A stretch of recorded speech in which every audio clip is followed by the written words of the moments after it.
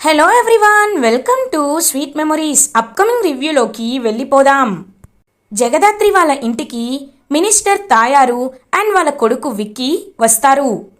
Minister తాయార్ని చూసిన Kaushiki and Sudhakar, ఈవిడ చాలా క్రిమినల్ కదా, అలాంటిది ఏ అవసరం లేకుండా మన ఇంటికి ఎందుకు వచ్చింది అని అటు ఇటు చూస్తూ ఆలోచిస్తూ ఉంటారు కౌశికి, సుధాకర్. వైజయంతి, నిషిక మాత్రం హోమ్ మినిస్టర్ వాళ్ళ ఇంటికి వచ్చిందని హోమ్ మినిస్టర్కి మర్యాదలు చేస్తూ ఉంటారు. వైజయంతి జగదాత్రితో, అమ్మీ జగదాత్రి, మినిస్టర్ గారు మన ఇంటికి వచ్చారు, జ్యూస్ తీసుకురా అని అంటుంది.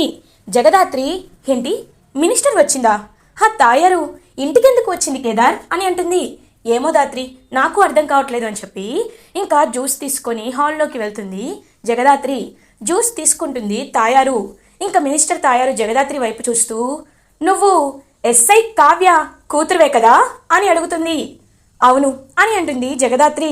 అంటే అంటే నువ్వే కదా మా నాన్న మీద కేసు పెట్టింది, పరోక్షంగా మా నాన్న చనిపోవడానికి కారణం నువ్వే కదా అని చెప్పి చాలా యాంగ్జైటీగా ఫీల్ అవుతూ ఉంటాడు మినిస్టర్ కొడుకు. ఇంకా కోపంగా చూస్తూ ఉంటుంది జగదాత్రి. మీలాంటి వాళ్ళని చంపేసిన పాపం లేదు అని అంటాడు మినిస్టర్ కొడుకు. వెంటనే కేదార్, మేడం, మీ కొడుక్కి పిచ్చి ముదిరినట్టుంది, ఒకసారి హాస్పిటల్లో చూపించండి, ఎర్రగడ్డ హాస్పిటల్కి తీసుకువెళ్తే సెట్ అవుతాడేమో అని అంటాడు కేదార్. నన్నే అంత మాట అంటారా అని చెప్పి కేదార్ని కొట్టడానికి పైకి లేచి వెళ్ళబోతుంటే ఒక్కటిస్తుంది ఇంకా కరెక్ట్గా జగదాత్రి విక్కీకి. ఒక్కసారిగా మినిస్టర్ కొడుకు వెళ్ళి అలా ఎగిరి పడతాడు. కోపంగా చూస్తూ ఉంటుంది జగదాత్రి. జగదాత్రి పంచ్ పవర్ చూసి అందరూ ఒక్కసారిగా స్టన్ అయిపోతారు. ఇంకా కౌశికి, వైజయంతి, నిషిక, మినిస్టర్ తాయారు, సుధాకర్ అందరూ జగదాత్రి వైపు చూసి ఒక్కసారిగా షాక్ అయిపోతారు. ఇంకా వెంటనే విక్కీకి ఒకప్పుడు జ్యూస్ తీసుకొని జేడీ దగ్గరికి వెళ్ళినప్పుడు ఎలా అయితే దెబ్బ తగిలిందో సేమ్ అలానే అనిపిస్తుంది. సేమ్ దెబ్బ అని అంటాడు మినిస్టర్ కొడుకు.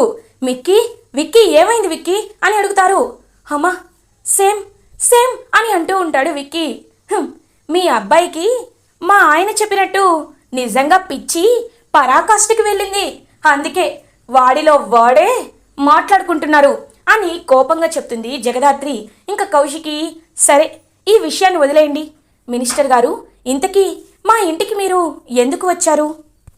కౌశికి గారు, రేపు మహంకాళి బోనాలు కదా, అందుకే నా తరపున నేను హోమ్ మినిస్టర్ అయినందుకు అందరికీ పెద్ద పార్టీ ఇస్తున్నాను, బోనాలని చాలా ఘనంగా జరుపుతున్నాను. మీరు సమాజంలో పేరు ప్రఖ్యాతలు ఉన్నవాళ్ళు, ఒక న్యూస్ ఛానల్కి చైర్మన్ మీరు, అందుకే మిమ్మల్ని కూడా పిలుస్తున్నాను. సకుటుంబ వారిగా ఖచ్చితంగా అందరూ రావాలి, సరేనా అని అంటుంది మినిస్టర్ తాయారు. జగదాత్రి, కేదార్ అనుమానంగా మినిస్టర్ తాయారు వైపు చూస్తూ ఉంటారు. ఓకే, మేం వస్తాం అని అంటుంది కౌశికి. జగదాత్రి, కేదార్, కాస్త అతిథులు వచ్చినప్పుడు మర్యాదగా ఉండడం నేర్చుకోండి అని అంటుంది మినిస్టర్ తాయారు. పరాయి వాళ్ళ ఇంటికి అతిథిగా వచ్చినప్పుడు సంస్కారమైన మాటలు మాట్లాడాలి, కానీ ఎదుటి వాళ్ళపై చేయి చేసుకుంటాం, ఏది పడితే అది వాగుతామని అనుకుంటే దెబ్బ ఇలాగే ఉంటుంది, అది మీరు గుర్తుపెట్టుకోండి హోమ్ మినిస్టర్ గారు అని మర్యాదగా చెప్తుంది జగదాత్రి. ఇంకా ఏమీ అనలేక అక్కడి నుండి వెళ్ళిపోతుంది మినిస్టర్ తాయారు అండ్ వాళ్ళ కొడుకు. అమ్మా, ఖచ్చితంగా నాకెందుకో డౌట్ వస్తుంది, ఆ జేడి ఎలా అయితే నన్ను కొట్టిందో ఈ జగదాత్రి కూడా అలాగే నన్ను కొట్టింది అని అంటారు. అవునా, ఇదేదో ఆలోచించాల్సిన విషయమే. అయినా రేపు మనకి ఎలాగో బందోబస్తు ఇవ్వడానికి ఆ జేడి కేడీలు వస్తారు, ఈ జగదాత్రి కేదార్లు కూడా రేపు బోనాలకి వస్తారు, కాబట్టి అందరినీ కలిపి ఒకేసారి లేపేద్దాం అని మినిస్టర్ తాయారు అంటుంది. ఇది ఇలా ఉండగా ఈవినింగ్ అవుతుంది.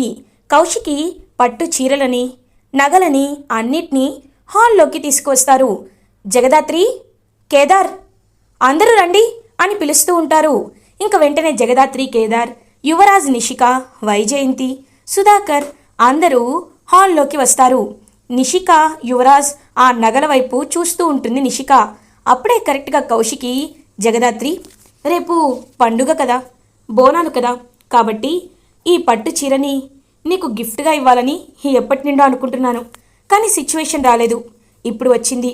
రేపు నువ్వు ఈ చీరే కట్టుకోవాలి, సరేనా అని చెప్పి ఇంక పట్టు చీరని నగలని ఇస్తారు కౌశికి. అప్పుడే వైజయంతి జలస్తో చూసావా చూసావా బో ఏం మాట్లాడుతుందో. ముందు వీళ్ళకి వెనకొచ్చిన కేదారు జగదాత్రి ఎక్కువైపోయిండారు. చిన్నప్పటి నుండి ఇంట్లో పెరిగిన ఈ ఇంటి వారసుడైన యువరాజు మీద అసలు ప్రేమే లేదు కౌశికి అని అంటుంది కావాలనే వైజయంతి. వైజయంతి ఎందుకు ఎందుకు ఏది పూర్తిగా వినకుండా అంత నీచంగా అపార్థం చేసుకుంటావు? చూడు ఒకటి చెప్తున్నాను, మా కూతురు కౌశికి ఎప్పుడు ఏం చేయాలో బాగా తెలుసు. ఏమ్మా కౌశికి అని అంటారు. సరిగ్గా చెప్పారు బాబాయ్. ముందు పెద్ద తమ్ముడు కాబట్టి కేదార్కి ఇచ్చాను. ఇప్పుడు యువరాజ్కి నిషికకి ఇవ్వాలని చెప్పబోతుంటే పిన్ని ఇలా అన్నారు. యువరాజ్ నిషిక ఇదిగోండి మీకోసం పట్టుబట్టలు ఈ నగలని ఇచ్చాను అని చెప్పి నగలని చీరని ఇస్తారనమాట, పట్టు పంచని కౌశికి. ఇంక వాటిని చూస్తూ నిషిక చాలా మురిసిపోతూ ఉంటుంది. అప్పుడే పాపం జగదాత్రి కౌశికి దగ్గరికి వచ్చి, వదినా మీరు ఇచ్చిన చీరని నేను తీసుకుంటాను వదినా, కానీ ఈ నగలు నాకు వద్దు అని అంటుంది జగదాత్రి. అదేంటి జగదాత్రి ఎందుకలా అంటున్నావు అని అడుగుతారు. లేదు వదినా, మేము ఈ ఇంట్లో కోరుకున్నది వారసత్వ గుర్తింపు మాత్రమే, కానీ వారసత్వంగా వచ్చిన ఆస్తులు కాదు. అవి మాకు కేదార్కి అవసరం లేదు. అందుకే ఈ నగలని కూడా నిషికే ఇచ్చేయండి వదినా అని అంటుంది జగదాత్రి. పాపం జగదాత్రిని హక్ చేసుకుంటుంది కౌశికి. జగదాత్రి నిజంగా ఒక స్వచ్ఛమైన మనిషిగా నువ్వు నువ్వు ఎలా ఉండగలుగుతున్నావు? నిన్ను చూస్తుంటే నాకు ఎంతో సంతోషంగా అనిపిస్తుంది.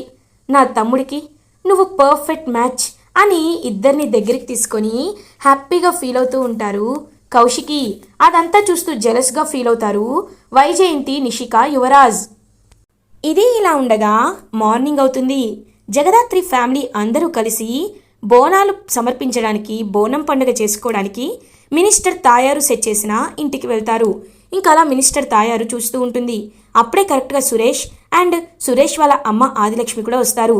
ఇంకా వెంటనే కౌశికి బాబుని ఎత్తుకొని, వీడు పుట్టాక మన ఇల్లు సంతోషంగా ఉండాలి, అందుకే వీడితోనే బోనం సమర్పిస్తాను అని చెప్పి హ్యాపీగా ఇంకా బాబుని ఎత్తుకొని చక్కగా చూసుకుంటూ ఉంటారు కౌశికి వాళ్ళ అత్తయ్య.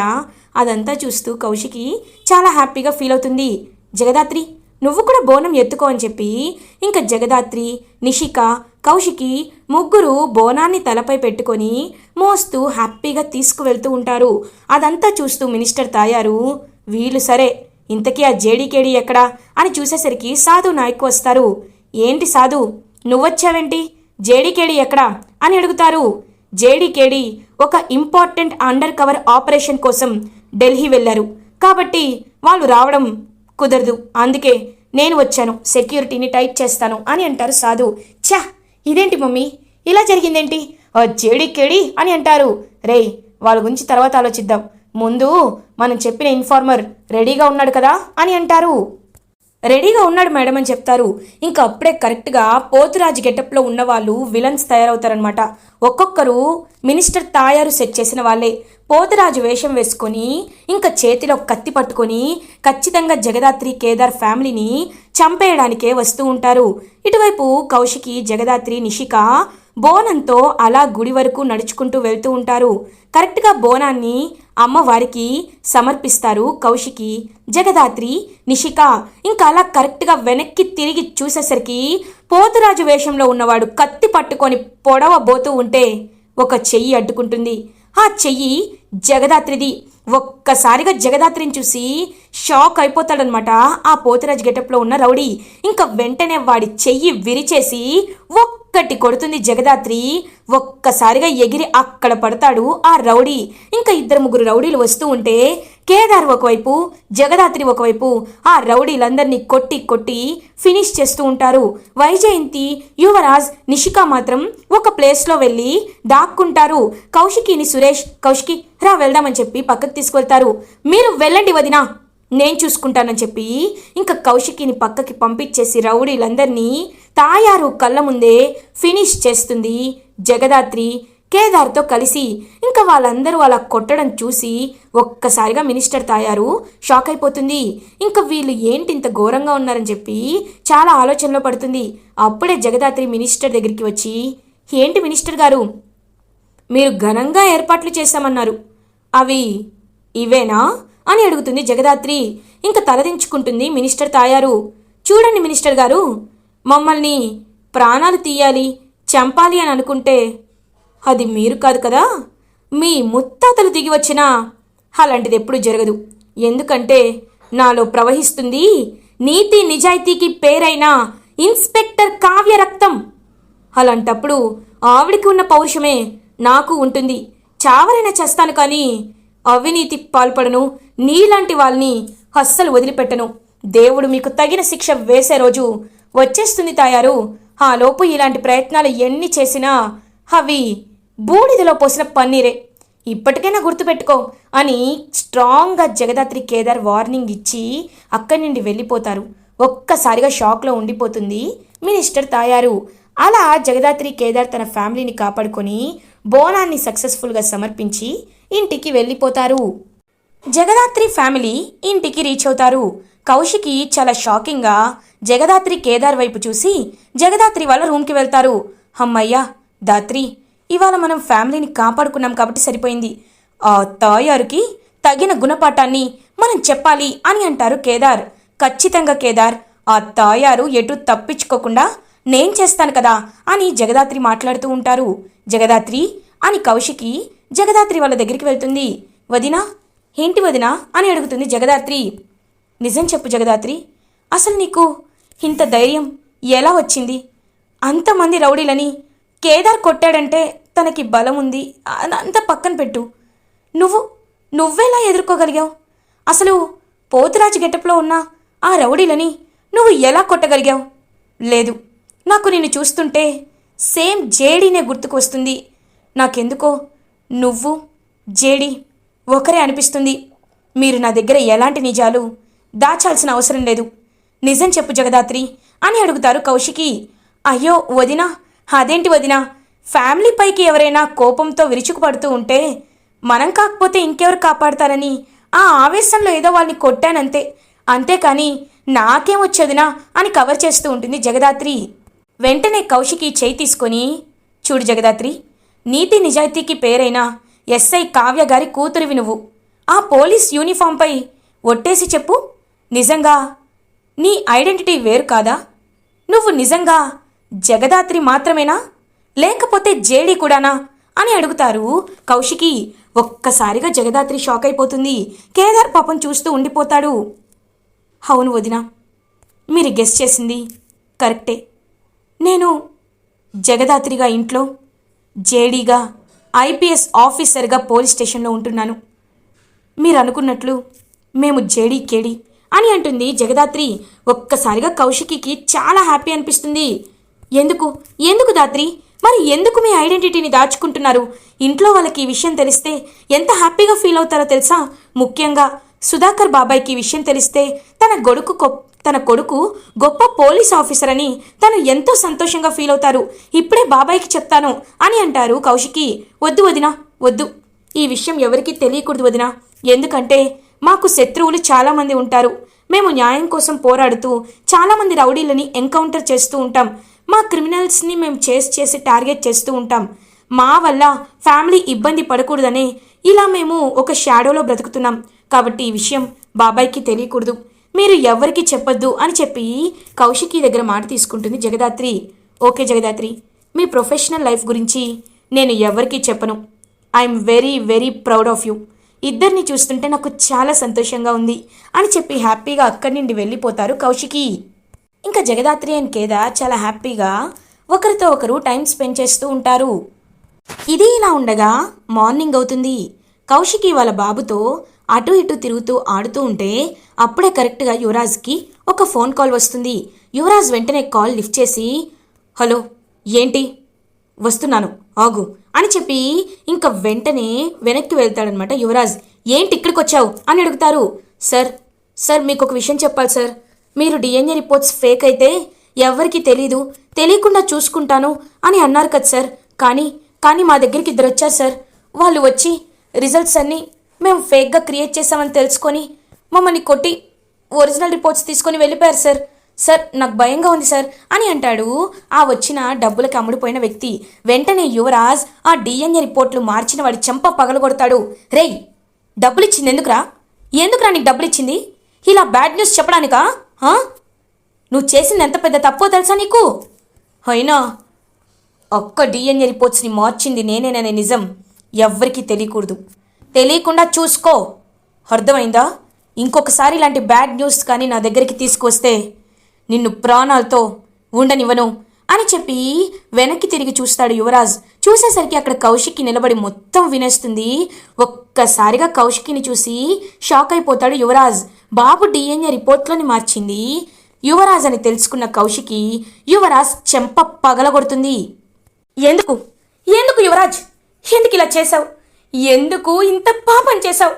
ఆస్తి కోసమా, లేకపోతే అధికారం కోసమా, దేనికోసం అని గట్టిగా అడుగుతారు కౌశికి. అక్క అది అని అంటాడు యువరాజ్. వద్దు, నువ్వేమి చెప్పొద్దు. ఇన్ని రోజులు నువ్వు ఎన్ని తప్పులు చేస్తున్నా పోనీలే నా తమ్ముడే కదా అని వదిలేస్తూ వచ్చాను. ఇంకా నేను ఈ ఇంట్లో ఉండడం అనవసరం అని చెప్పి బాబుని ఎత్తుకొని పాపం లగేజ్ అంతా సర్దుకొని బయటికి వస్తారు కౌశికి. తన ఆస్తి పేపర్లు, కంపెనీ షేర్స్, అన్ని డాక్యుమెంట్స్ అన్నీ హాల్లో తెచ్చి విసిరి కొట్టి ఇంకా ఏడుస్తూ, మీకు కావాల్సింది ఇదే కదా, ఆస్తే కదా, బంధువుల కంటే ఆస్తులు ఎక్కువైపోయాయి కదా, తీసేసుకో, నాకు ఈ ఆస్తిలో చిల్లి గవ్వ కూడా అక్కర్లేదు, తీసుకో, నేను ఇప్పుడే మా అత్తింటికి వెళ్ళిపోతాను అని అంటారు పాపం కౌశికి. అమ్మ కౌశికి, ఏమైందమ్మా అని అడుగుతారు సుధాకర్. ఏమవ్వాలి బాబాయ్, వీడు ఎంత పాపం చేశాడో తెలుసా? డిఎన్ఏ రిపోర్ట్లు నెగిటివ్ రావడానికి కారణం యువరాజే బాబాయ్ అని అంటుంది కౌశికి. ఒక్కసారిగా సుధాకర్ షాక్ అయిపోతారు. జగదాత్రి, కేదార్ చూస్తూ ఉంటారు. జగదాత్రి, కేదార్, ఎందుకు మీకు నిజం తెలిసినా నాకు చెప్పలేదు అని అడుగుతుంది కౌశికి. వదినా, మేము కావాలని చెప్పలేదు వదినా, మీరు ఇలా బాధపడతారని, మీరు ఇలాంటి నిర్ణయం తీసుకుంటారని మేము చెప్పలేదు వదినా అని వెంటనే యువరాజ్ దగ్గరికి వెళ్ళి, యువరాజ్ చూసావా, వదిన ఎంత స్వచ్ఛమైన మనసో చూసావా? నువ్వు ఈ పనులన్నీ చేస్తున్నది ఆ ఆస్తి కోసం.